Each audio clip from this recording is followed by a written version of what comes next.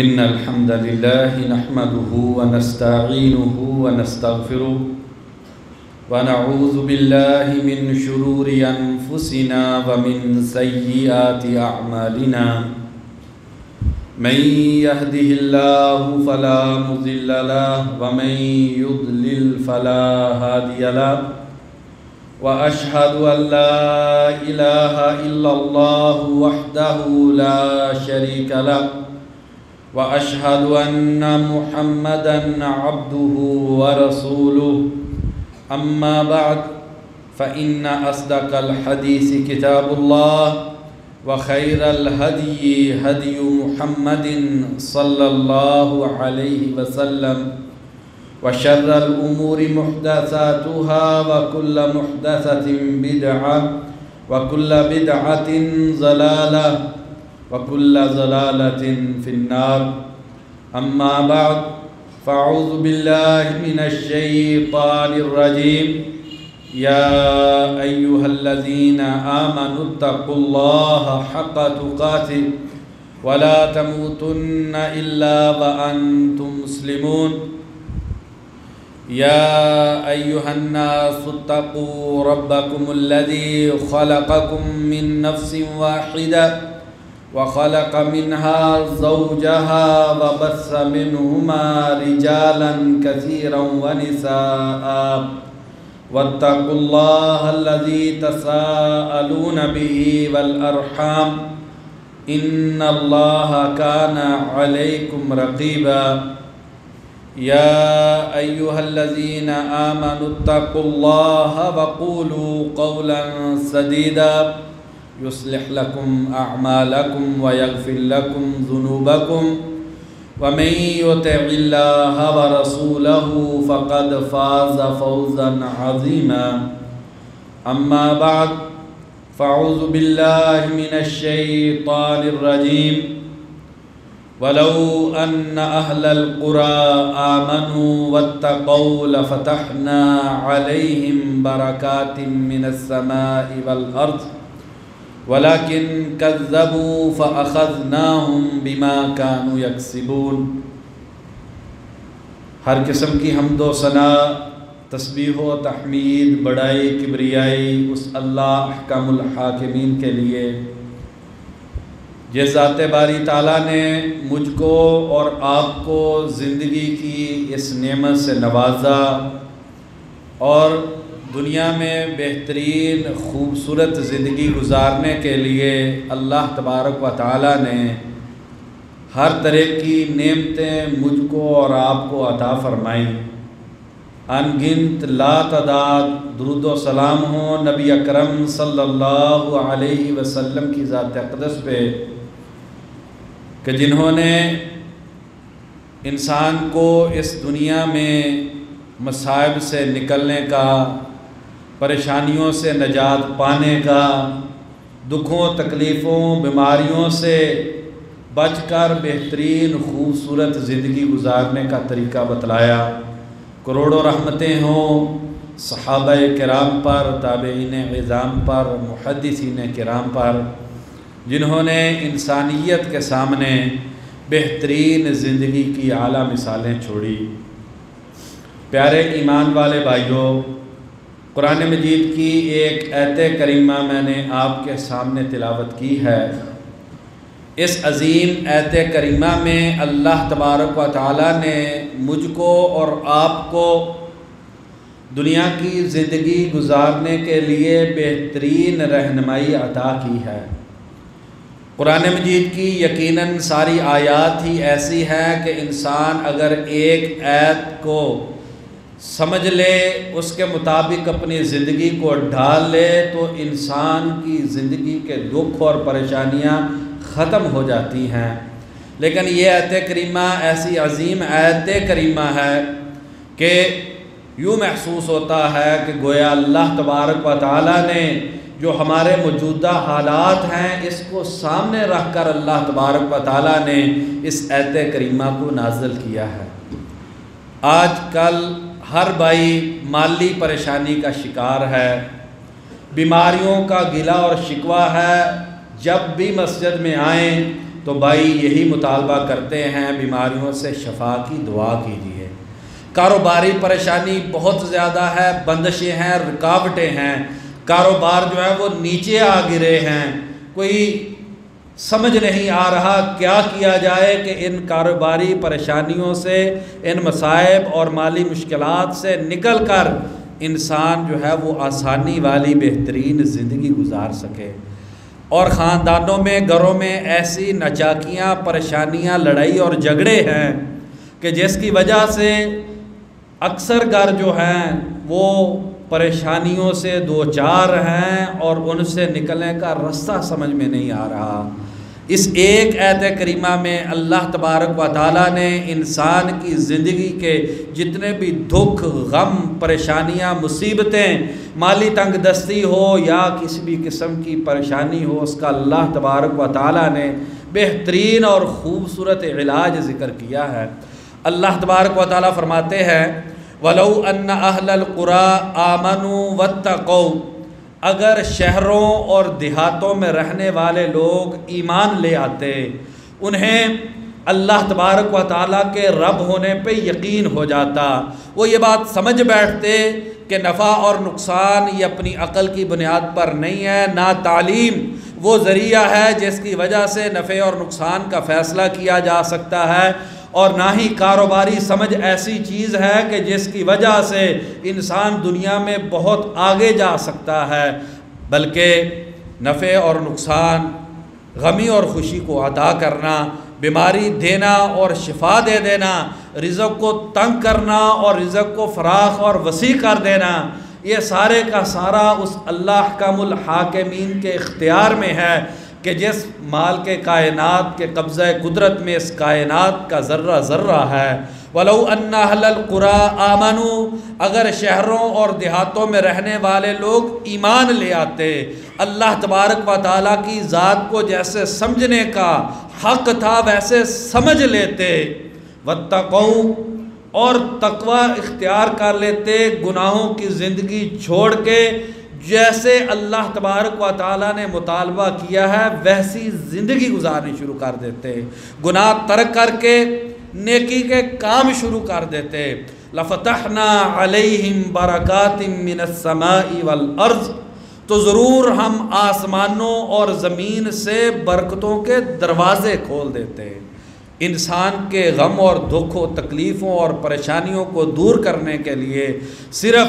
ایک اللہ کی طرف سے رحمت اور برکت ہی کافی ہے، لیکن اللہ تبارک و تعالیٰ فرماتے ہیں لَفَتَحْنَا عَلَيْهِمْ بَرَكَاتٍ مِّنَ السَّمَاءِ وَالْأَرْضِ، ہم آسمان سے بھی برکتیں نازل کر دیتے اور زمین سے بھی برکتیں نازل کر دیتے،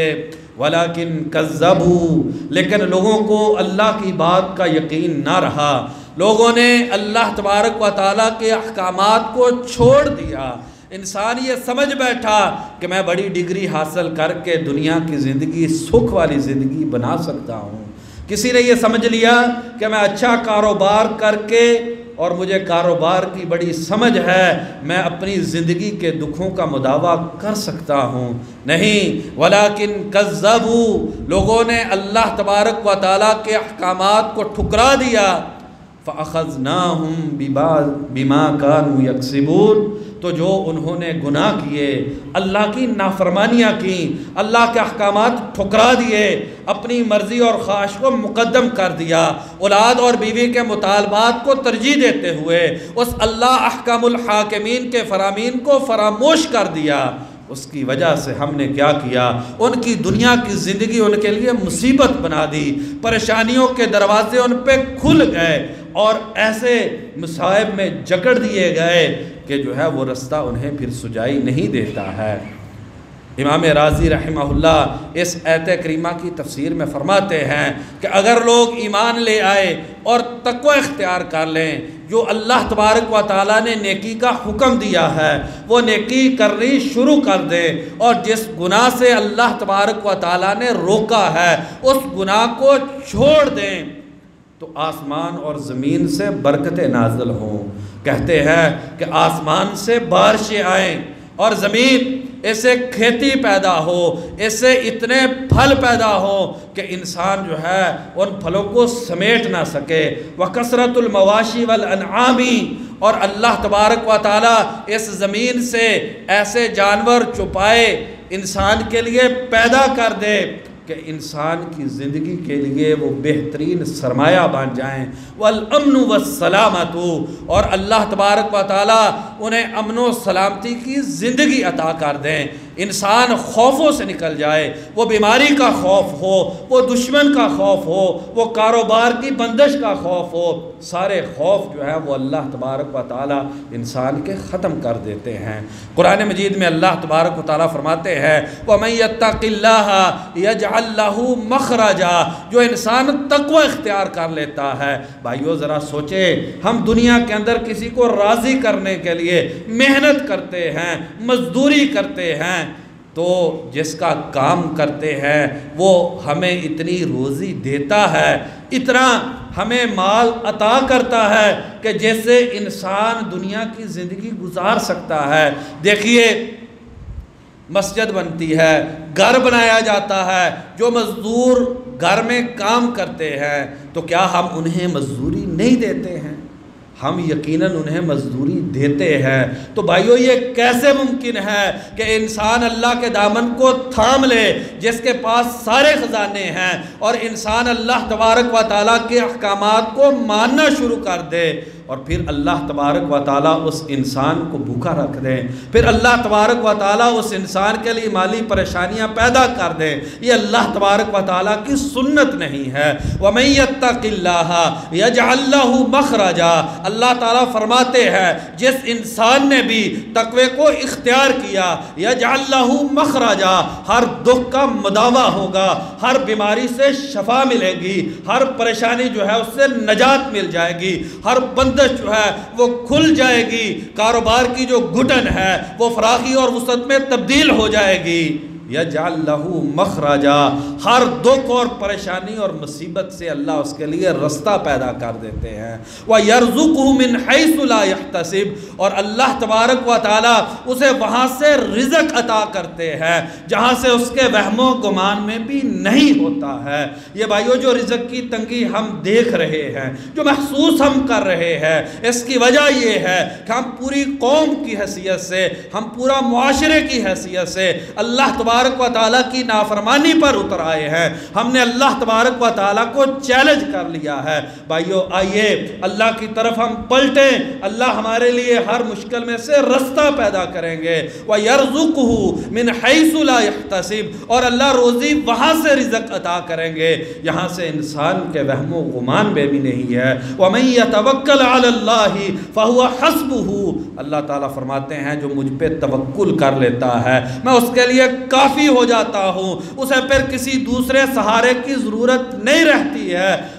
اللہ تبارک و تعالیٰ ہی اس کی پریشانیوں کے لیے کافی ہو جاتے ہیں اور ساری مصیبتیں ختم ہو جاتی ہیں۔ بھائیو یہ برکت مال میں کیا ہوتی ہے؟ کبھی مال تھوڑا ہوتا ہے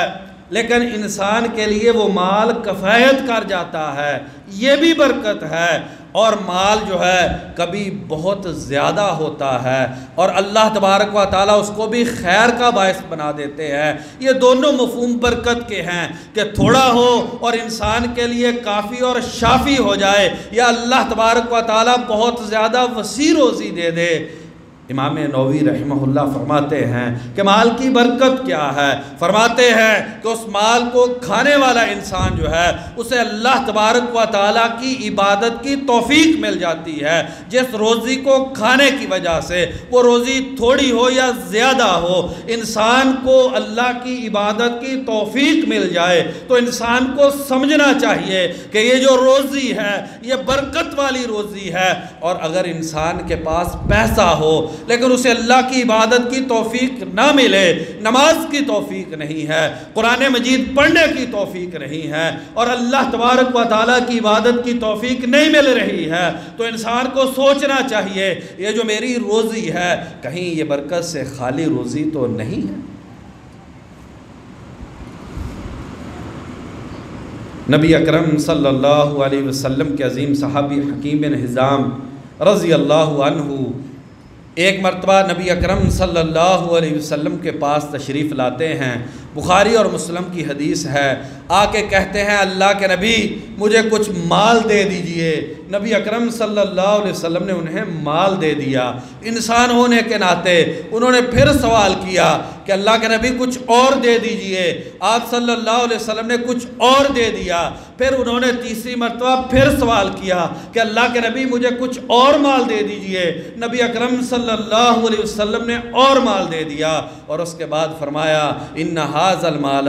حلوۃ خضرہ، اے میرے صحابی، اے حکیم بن حزام، یہ مال دیکھنے میں بڑا خوبصورت لگتا ہے، یہ میٹھا ہے، اس میں مٹھاس اور چاشنی ہے، لوگوں کو اس مال سے بڑی محبت ہوتی ہے۔ فمن اخذہ بحقہ، جو حلال طریقے سے اس مال کو لیتا ہے، بورک لہ فیہ، اس کا مال بابرکت بن جاتا ہے، اور جو حرام طریقے سے مال کماتا ہے، جتنا بھی مال ہو جائے وہ بے برکتہ ہے، وہ مال جو ہے وہ بیماریوں کا ذریعہ ہے، وہ گھر کے لیے آزمائشوں کا ذریعہ ہے، گھر میں نچاکیوں اور لڑائیوں کا باعث ہے۔ اور فرمایا ومن اخذہ بغیر حقہ،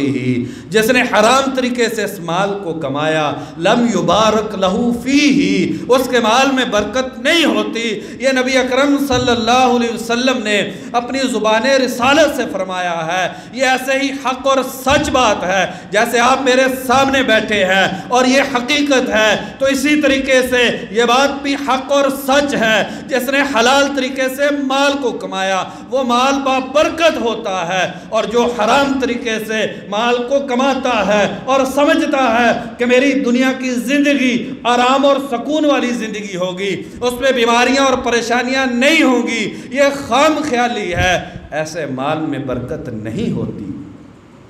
اور یہی حکیم بن حزام رضی اللہ عنہ بیان کرتے ہیں، بخاری اور مسلم کی دوسری حدیث ہے کہ نبی اکرم صلی اللہ علیہ وسلم نے فرمایا کہ ان صدقہ و بینا، جب تجارت کرنے والے تجارت کرتے ہیں اور سچ بولتے ہیں اور سامان کا جو عیب ہوتا ہے اس کو واضح کر دیتے ہیں، بورک لہما فی بیعہما، ان کی تجارت میں اللہ تبارک و تعالی برکت ڈال دیتے ہیں۔ اور اگر انسان جھوٹ بول کے کاروبار کو کرے، اللہ تبارک و تعالیٰ اس انسان کے کاروبار سے برکت کو چھین لیتے ہیں۔ اور اسی طریقے سے جو انسان یہ چاہتا ہے کہ میرے مال میں برکت پڑ جائے، میری زندگی بابرکت بن جائے، اور مجھے اللہ تبارک و تعالیٰ حلال کی وسیع روزی عطا کر دے،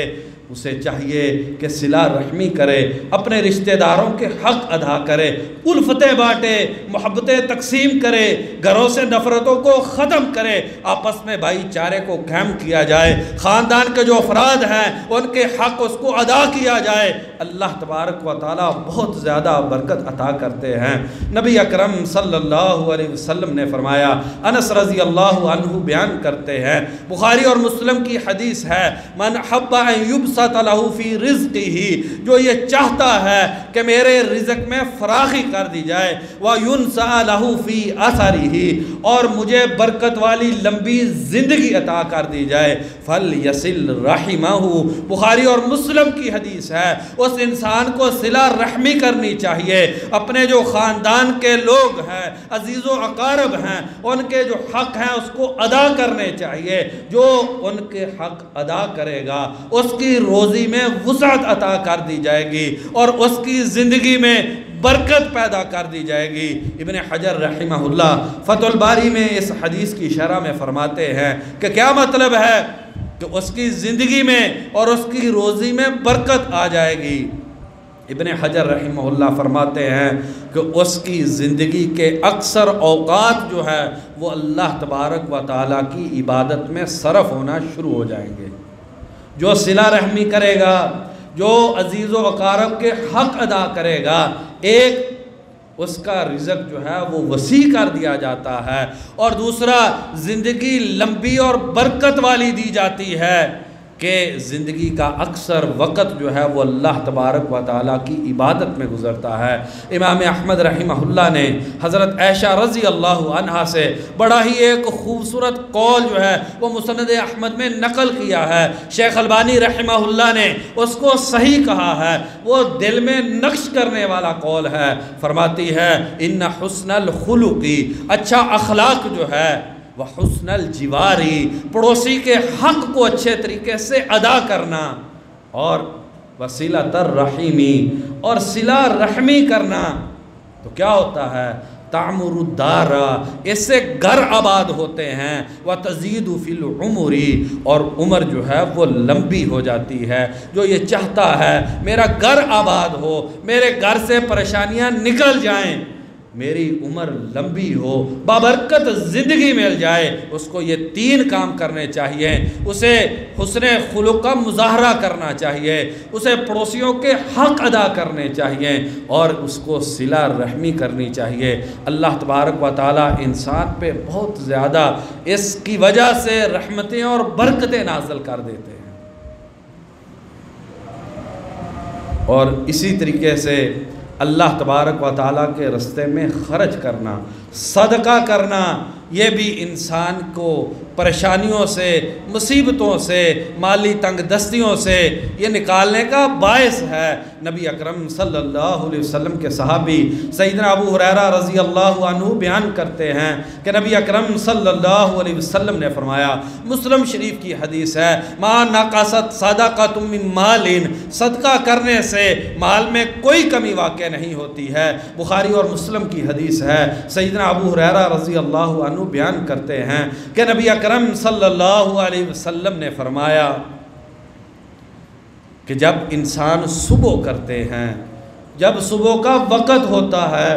آسمان سے 2 فرشتے آتے ہیں اور آ کر دعا کرتے ہیں کہ یا اللہ جو تیرے راستے میں خرچ کرتا ہے، اللہم آتی منفقا خلفا، یا اللہ جو تیرے راستے میں خرچ کرتا ہے اسے بہت زیادہ وسیع روزی عطا کر دے، اسے مزید مال عطا کر دے، وآتی ممسکا تلفا، اور یا اللہ جو تیرے گھر پہ نہیں خرچ کرتا، جو تیرے راستے میں نہیں خرچ کرتا، اپنی بیوی بچوں کی ضروریات تو پوری کرنے کے لیے پیسے ہے، اپنے گھر کے اخراجات چلانے کے لیے ہم میں سے ہر ایک کے پاس مال ہے، لیکن اللہ تبارک و تعالیٰ کے راستے میں خرچ کرنے کے لیے نہیں ہے، تو فرشتے اس کے لیے بد دعا کرتے ہیں، اللہم آتی ممسکا تلفا، یا اللہ جو تیرے راستے میں نہیں دیتا، یہ مال تو نے دیا ہے، پھر بھی تیرے راستے میں جو نہیں دیتا، یا اللہ تو اس کے مال کو تباہ و برباد کر دے۔ اللہ تبارک و تعالیٰ بھی قرآن مجید میں فرماتے ہیں وما انفقتم من نفقۃ فہو یخلف، جو بھی تم اللہ کے راستے میں خرچ کرتے ہو اللہ تم کو واپس عطا کرتے ہیں، یہ اللہ تبارک و تعالیٰ کا وعدہ ہے۔ ومن اصدق من اللہ قیلا، اللہ سے سچا وعدہ کس کا ہو سکتا ہے؟ یہ اللہ کا وعدہ ہے کہ جو میرے راستے میں خرچ کرتا ہے میں اس کو زیادہ عطا کرتا ہوں۔ اب یہ تو میرے اور آپ کے یقین کی بات ہے کہ ہمیں اللہ تبارک و تعالیٰ کی بات پر یقین آ جائے تو پھر ہم دیکھیں کہ کیسے جو ہے وہ ہماری پریشانیاں اور مصیبتیں جو ہے وہ دور ہو جاتی ہیں۔ پاکستان کے ایک بڑے ہی مشہور آدمی، آپ میں سے کافی بھائیوں نے نام سنا ہوگا، یوسف سیٹھی، ان کے والد ہندو تھے، بعد میں مسلمان ہوئے، عبد الرحیم ان کا نام رکھا گیا۔ گتے کی فیکٹری تھی، آج سے 50-60 سال پہلے کی بات ہے۔ تو اللہ کا کرنا، گتے کی فیکٹری کو آگ لگی، سارے کا سارا سرمایہ تباہ و برباد ہو گیا۔ اس زمانے میں کروڑ پتی تھے اور اس نقصان کی وجہ سے مقروض ہو گئے، پریشان ہو گئے، تنگ دستی کا شکار ہو گئے۔ مولانا عبد الواحد غزنوی رحمہ اللہ کے پاس آتے ہیں اور آ کے کہتے ہیں کہ سارا کاروبار ڈوب گیا، آگ لگی، سارا کا سارا سرمایہ جو ہے وہ جل کے راکھ ہو گیا ہے، اب جو ہے لوگوں کے قرضے ادا کرنے ہیں، بہت پریشان ہوں، کوئی ایسا حل بتا دیجئے کہ اللہ تبارک و تعالیٰ اس پریشانی سے نکال دیں۔ تو مولانا عبد الواحد غزنوی رحمہ اللہ نے ان سے پوچھا بڑا ہی عبرت والا واقعہ ہے کہ تمہارے پاس کچھ بچا ہے؟ انہوں نے کہا کہ میرے پاس 2 مکان باقی بچے ہیں، ایک مکان جس میں میری رہائش ہے اور ایک 4-5 منزلہ میری بلڈنگ ہے، یہ 2 مکان بچ گئے ہیں، باقی فیکٹریاں جو ہیں وہ مکمل طور پر تباہ ہو گئی ہیں۔ انہوں نے کہا کہ ان دونوں مکانوں میں سے ایک مکان اللہ کے راستے میں صدقہ کر دو۔ مالی پریشانی ہے، کروڑوں سے قرضوں پہ آ گئے ہیں، تو کیا کہا تمہارے 2 مکان ہیں، ان میں سے ایک مکان اللہ کے راستے میں صدقہ کر دو۔ گئے اور جا کے وہ مکان اللہ کے راستے میں صدقہ کر دیا، وقف کر دیا۔ آج بھی لاہور میں وہ بلڈنگ موجود ہے اور وہ مدرسے کے لیے وقف ہے۔ پھر اللہ تبارک و تعالیٰ نے دوبارہ سے کاروبار میں برکت دی۔ صرف اللہ تبارک و تعالیٰ نے پیسہ نہیں دیا، برکت والی اللہ تبارک و تعالیٰ نے روزی دی۔ کیسی روزی برکت والی ملی؟ یہ یوسف سیٹھی جس بھی مسجد میں جاتے نماز پڑھتے، دیکھتے مسجد کی کسی چیز کی ضرورت تو نہیں ہے، پنکھا لگنے والا ہے، یہ کام ہونے والا ہے، تو وہ مسجد کا کام کرواتے اور مسجد کی انتظامیہ کو کہتے کہ دیکھیے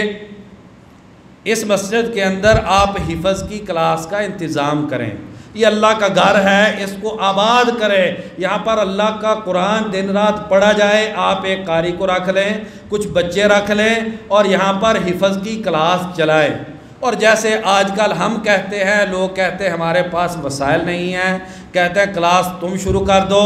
جتنا تم خرچ کر سکتے ہو تم خرچ کرو، بقیہ خرچ مجھ پر۔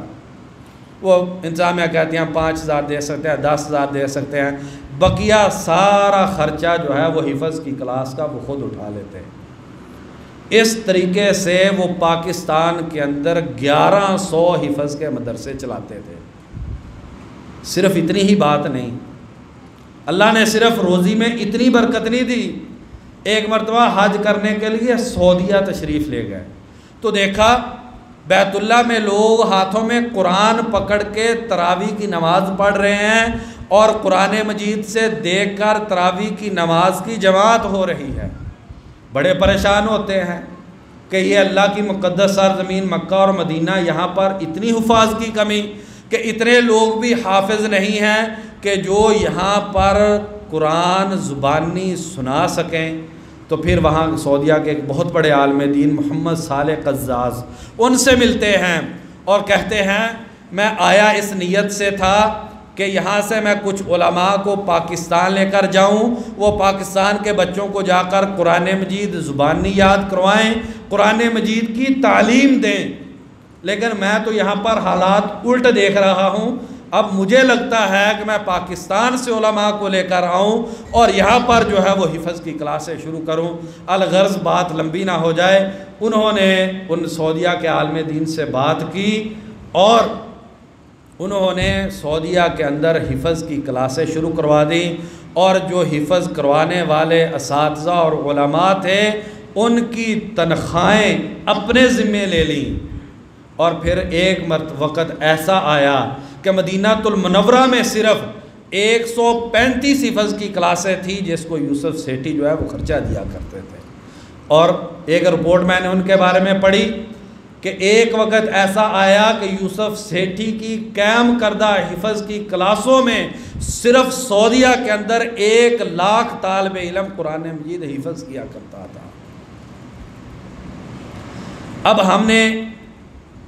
یہ تو سمجھا ہے کہ اگر بینک میں پیسے رکھ دیے جائیں تو وہ پیسے واپس مل جاتے ہیں، لیکن بدقسمتی یہ ہے کہ مسلمان اور مومن ہونے کے باوجود ہم نے یہ سمجھا ہے اگر اللہ کے پاس پیسے رکھ دیے تو وہ ضائع ہو جائیں گے، وہ پیسے واپس نہیں آئیں گے۔ حالانکہ اللہ تبارک و تعالیٰ کے نبی اکرم صلی اللہ علیہ وسلم نے قسم اٹھا کے کہا ہے، واللہ مجھے اللہ کی قسم ہے، ما نقصت صدقۃ من مال، اللہ کے راستے میں خرچ کرنے سے مال میں کمی نہیں ہوتی ہے۔ جس انسان کے مال میں تنگ دستی ہو دل کو مضبوط کر کے ایک مرتبہ اللہ کے راستے میں خرچ کرنا چاہیے۔ اللہ تبارک و تعالیٰ زیادہ واپس لوٹاتے ہیں، یہ اللہ کا قرآن میں وعدہ ہے۔ یہ کیسے ہو سکتا ہے کہ ہم اللہ تبارک و تعالیٰ کو دیں اور اللہ تبارک و تعالیٰ ہمیں واپس نہ کریں؟ اللہ تبارک و تعالیٰ نے تو سورۃ بقرہ میں فرمایا ہے، اگر تم اللہ کے راستے میں خرچ کرو گے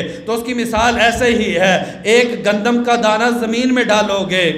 اس سے 7 سٹے نکلیں گے اور ہر بالی کے اندر 100 دانے ہوں گے، یعنی کہ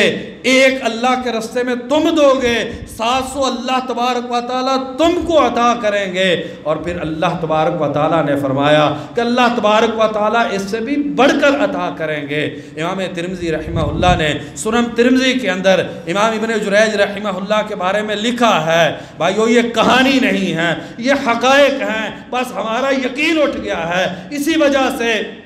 یہ پہلے ہمارے جو بزرگ ہوتے تھے، پیسے زیادہ نہیں ہوتے تھے، میں نے اپنے بچپن میں دیکھا ہے، آپ نے یقیناً اپنے بچپن میں ہم سے بہت اچھے طریقے سے دیکھا ہوگا، گھروں کے اندر جب بھی گوشت پکتا تھا کبھی اکیلے نہیں کھایا جاتا تھا، وہ لازمی ہمسایوں کو شوربے والا گوشت بنا کے ضرور بھیجا جاتا تھا۔ جب پھل لگتے تھے وہ محلے میں تقسیم کیے جاتے تھے، سبزیاں جو تھی اتار کے لوگوں کے اندر فری میں بانٹی جایا کرتی تھی، اور لسی تو آپ کو پتہ ہی ہے لوگوں کے گھروں میں فری دی جاتی تھی۔ یہ صدقے کی وہ شکلیں تھی جس کی وجہ سے نہ ہارٹ اٹیک تھے، نہ یہ طرح طرح کی بیماریاں تھی، اللہ نے گھروں کے اندر سکون رکھے تھے۔ مال یقیناً تھوڑا تھا، آج مال ہمارے پاس اپنے والدین کی بنسبت زیادہ ہے، لیکن ہم سسک رہے ہیں، بلا رہے ہیں، کیونکہ ہم نے اللہ کا جو حق ہے وہ دینا بند کر دیا ہے۔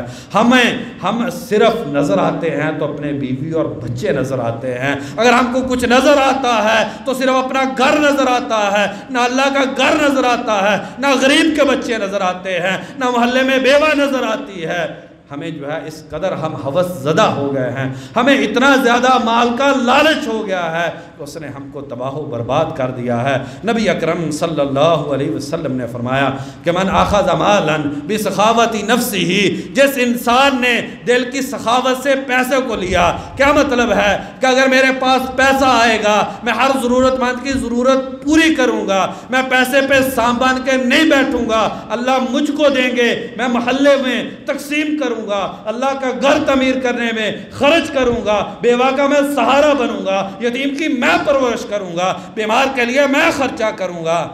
اللہ تبارک و تعالیٰ اس کی روزی کو بابرکت بنا دیتے ہیں۔ وَمَنْ أَخَذَ مَالًا، اور جس انسان نے مال کو لیا بِهَوَى نَفْسِهِ، اپنے دل کی خواہش کے ساتھ، اپنے لالچ کے لیے، اپنے لیے اس نے مال کو لے لیا، وہ مال جو ہے اس کے لیے بابرکت نہیں ہوتا۔ اللہ تبارک و تعالیٰ سے دعا ہے کہ اللہ تبارک و تعالیٰ ہمیں برکت والی روزی حاصل کرنے کی توفیق عطا فرمائے، اور اللہ تعالیٰ ہمیں ایسے اسباب اختیار کرنے کی توفیق عطا فرمائے جس کی وجہ سے ہماری روزی بابرکت بن جائے۔ وما توفیقی الا باللہ۔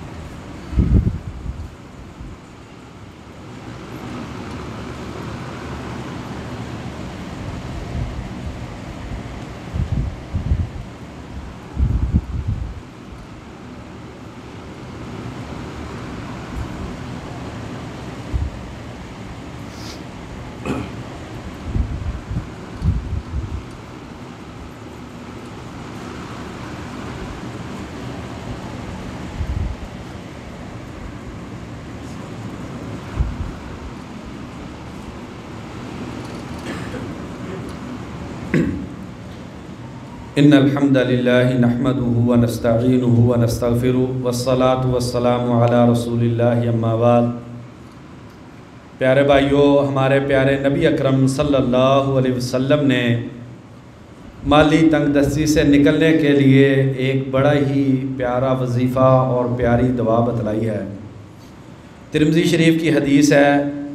علی رضی اللہ عنہ کے پاس ایک غلام آتا ہے اور آ کے کہتا ہے،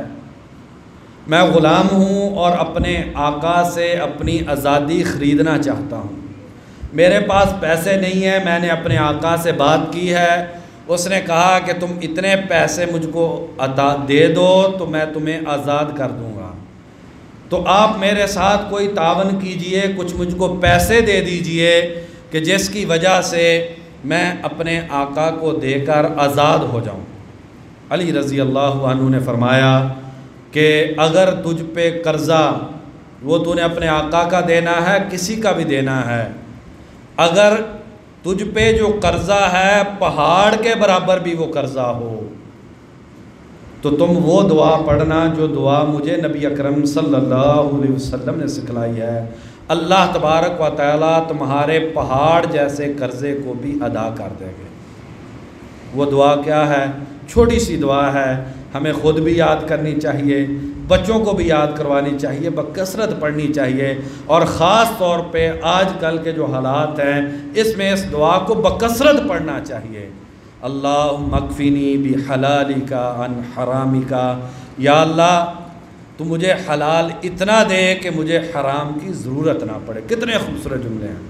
اللہم اکفینی بحلالک عن حرامک، یا اللہ تو مجھے حلال اتنا دے کہ حرام کی ضرورت نہ رہے، وَأَغْنِنِي بِفَضْلِكَ عَمَّنْ سِوَاكَ، اور یا اللہ تو خود مجھ کو اتنا دے کہ میں کسی کے سامنے ہاتھ نہ پھیلاؤں، مجھے کسی کی ضرورت نہ رہ جائے۔ دو جملے ہیں، کتنے خوبصورت جملے ہیں، اللہم اکفینی بحلالک عن حرامک، یا اللہ حلال اتنا دے کہ کافی ہو جائے اور حرام کی ضرورت نہ رہے، وَأَغْنِنِي بِفَضْلِكَ، اور یا اللہ اپنے فضل سے مجھے غنی کر دے، عَمَّن سِوَاكَ، مجھے کسی اور کی ضرورت نہ رہے۔ ہم بھی کثرت کے ساتھ اس دعا کو پڑھیں تاکہ اللہ تبارک و تعالی ہمیں حلال کی اتنی روزی دیں کہ ہمیں حرام کی ضرورت نہ رہے، اور اللہ تبارک و تعالی اپنے فضل سے ہمیں اتنا عطا کر دیں کہ ہمیں کسی کی طرف دیکھنے کی ضرورت نہ باقی رہے۔ اللہ تبارک و تعالی سے دعا ہے اللہ تبارک و تعالی مسلمانوں پر آسانی فرمائیں، اور جو مسلمانوں کے لیے اس وقت پریشانی کے حالات ہیں اللہ تبارک و تعالی مسلمانوں کے لیے آسانیاں فرمائیں، جو بیمار ہیں اللہ تبارک و تعالی انہیں شفائے کاملہ عاجلہ نصیب فرمائیں۔ اذہب الباس رب الناس واشفی انت الشافی لا شفاء الا شفاءک شفاء لا یغادر سقما، یا اللہ جو بھی مسلمان بیمار ہے اسے شفائے کاملہ عاجلہ نصیب فرما۔ یا اللہ بہت سارے بھائیوں نے آج بیماروں کی شفا کے لیے کہا ہے، یا اللہ جنہوں نے کہا ہے ان کے بھی عزیزوں کو شفائے کاملہ عاجلہ نصیب فرما، اور یا اللہ جنہوں نے نہیں کہا مسلمان ہیں، یا اللہ سب بیماروں کو اپنی رحمت سے شفائے کاملہ عاجلہ نصیب فرما۔ یا اللہ یہ تجھ کو ماننے والے بندے یا اللہ تیرے گھر مسجد میں بیٹھے ہوئے ہیں، ایمان والے ہیں، نماز پڑھنے کے لیے آئے ہیں، یا اللہ تجھ سے مانگ رہے ہیں بیماروں کو شفائے کاملہ عاجلہ نصیب فرما۔ یا اللہ ہماری مسجد کے ایک بڑے ہی پیارے نمازی بھائی اسلم فوت ہو چکے ہیں، یا اللہ ان کی قبر کو جنت کا باغیچہ بنا۔ یا اللہ ہمارے بھائی کے ساتھ تو رحمت والا معاملہ فرما، یا اللہ جنت الفردوس میں اعلیٰ مقام عطا فرما۔ یا اللہ بشر اور انسان ہونے کے ناطے جو غلطیاں ہو گئی ہیں یا اللہ اپنی رحمت سے معاف فرما۔ یا اللہ اس مسجد میں اور دیگر مساجد میں جتنے بھی نماز پڑھنے والے لوگ تیرے پاس آ گئے ہیں، یا اللہ ان کی قبروں کو جنت کے باغیچے بنا۔ یا اللہ انہیں جنت الفردوس میں اعلیٰ مقام عطا فرما۔ یا اللہ جب ہم قبر کی اندھیر کوٹری میں جائیں ہمارے ساتھ بھی یا اللہ رحمت والا معاملہ فرما۔ یا اللہ جب تک اس دنیا میں رہیں ایمان اور اسلام پہ کاربند رہنے کی توفیق نصیب فرما۔ یا اللہ جو بھائی مالی تنگ دستی کا شکار ہیں، یا اللہ حلال کی وسیع روزی نصیب فرما۔ یا اللہ رزق کے سارے خزانے تیرے پاس ہیں، یا اللہ مسلمان پریشان ہیں، حلال کی وسیع روزی عطا فرما۔ یا اللہ مسلمان ظلم کی چکی میں پس رہے ہیں، یا اللہ ان کی مدد فرما۔ یا اللہ ہمارے کشمیری بھائی 2 مہینے ہو گئے ہیں ظلم کے اندر پس رہے ہیں، یا اللہ ان کی مدد فرما۔ یا اللہ ان کا حامی و ناصر بن جا۔ یا اللہ انہیں اس ظلم سے نجات عطا فرما۔ یا اللہ ان کی مدد فرما۔ یا اللہ ان کی مدد فرما۔ یا اللہ تیرے پاس بڑے لشکر ہیں، یا اللہ اپنا لشکر بھیج کے ان کی مدد فرما۔ یا اللہ کشمیری بھائیوں کی مدد فرما۔ یا اللہ وہ بے آسرا ہو گئے ہیں، تو ان کا آسرا بن جا۔ یا اللہ جہاں پر بھی مسلمان ظلم کی چکی میں پس رہے ہیں، یا اللہ تو ان کی مدد فرما۔ یا اللہ مسجد اقصیٰ کو آزادی نصیب فرما۔ یا اللہ ہم ایسے دنیا میں کھو گئے، ہمیں اپنے بھائی کا دکھ محسوس نہیں ہوتا، یا اللہ ہمارے دلوں کو زندگی نصیب فرما۔ یا اللہ بھائیوں کا دکھ اور درد محسوس کرنے کی توفیق نصیب فرما۔ یا اللہ اپنے اسلام کی سربلندی کے لیے ہمیں کام کرنے کی توفیق نصیب فرما۔ اللہم اعز الاسلام والمسلمین، اللہم اعز الاسلام والمسلمین، اللہم دمر اعداءک اعداء الدین۔ یا اللہ ہر طرح کی مسلمانوں کو خیر و برکت نصیب فرما۔ یا اللہ اپنے دین کی طرف لوٹنے کی ہم کو توفیق نصیب فرما۔ یا اللہ ہم مسجد سے دور ہو گئے ہیں، قرآن سے دور ہو گئے ہیں، یا اللہ مسجدیں آباد کرنے کی ہم کو توفیق نصیب فرما۔ یا اللہ قرآن مجید سے محبت کرنے کی اور دن رات قرآن پڑھنے کی ہم کو توفیق نصیب فرما۔ یا اللہ نبی اکرم صلی اللہ علیہ وسلم کی محبت کو ہمارے دلوں کا سکون اور ہماری آنکھوں کی ٹھنڈک بنا۔ یا اللہ آپ صلی اللہ علیہ وسلم کی سیرت کے مطابق زندگی گزارنے کی توفیق نصیب فرما۔ یا اللہ نبی اکرم صلی اللہ علیہ وسلم کے دست مبارک سے حوض کوثر کا پانی پینے کی سعادت نصیب فرما۔ یا اللہ آپ صلی اللہ علیہ وسلم کی صحبت و رفاقت میں جنت الفردوس میں جانے کی سعادت نصیب فرما۔ یا اللہ جس بھائی کے دل میں جو بھی نیک تمنا ہے اپنی رحمت سے پوری فرما۔ یا اللہ جو بھی پریشانی اور دکھ ہے اپنی رحمت سے دور فرما۔ یا اللہ حقیقی معنی میں مسلمان اور مومن بننے کی ہم کو توفیق نصیب فرما۔ یا اللہ نیکی کا شوق نصیب فرما۔ یا اللہ شوق سے نیکی کرنے کی ہم کو توفیق نصیب فرما۔ یا اللہ اپنے رستے میں خرچ کرنے کی توفیق نصیب فرما۔ سبحان ربک رب العزت عما یصفون وسلام علی المرسلین والحمد للہ رب العالمین۔